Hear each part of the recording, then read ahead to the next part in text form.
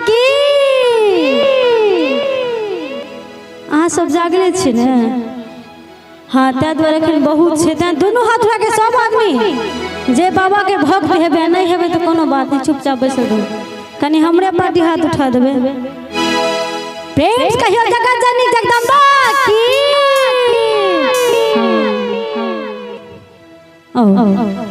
सुंदर सन सबसे पहले अपन ग्राम देवता ब्राह्मण बाबू के गीत सुनाबे। प्रेम के ब्राह्मण बाबू की।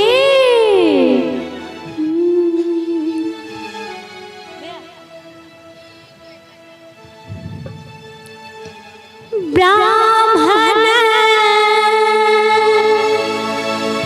बाबू यो कलियो कलियो हुइयो ने सहाय। ब्राह्मण बाबू यो कलियो कलियो हुइयो ने सहाय। ब्राह्मण बाबू यो कलियो कलियो हुइयो ने सहाय। ब्राह्मण बाबू यो कलियो कलियो हुइयो ने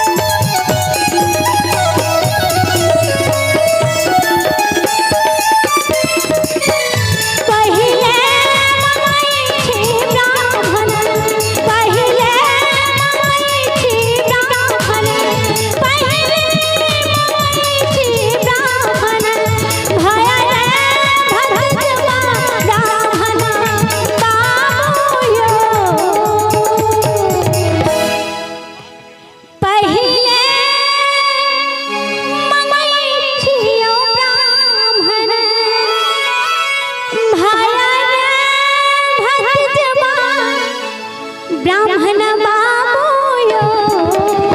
कनी सब आदमी के दुनू हाथ उठा देबे आ ताली के संग सब आदमी उजरल नहिरा पियो ने बसा। ब्राह्मण बाबू यो कलियो कलियो हुइयो ने सहाय।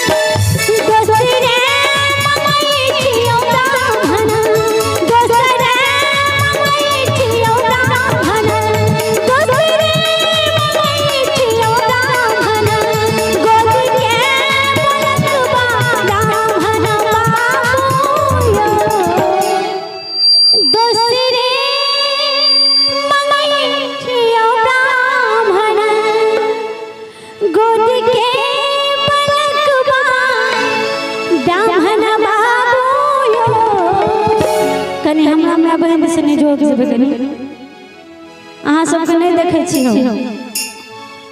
कनी दुनू हाथ उठा के सब आदमी प्रेम के ब्राह्मण बाबू की। बाजिन पर दियो ने छोड़ा। ब्राह्मण बाबू यो कलियो कलियो हुइयो ने सहाय।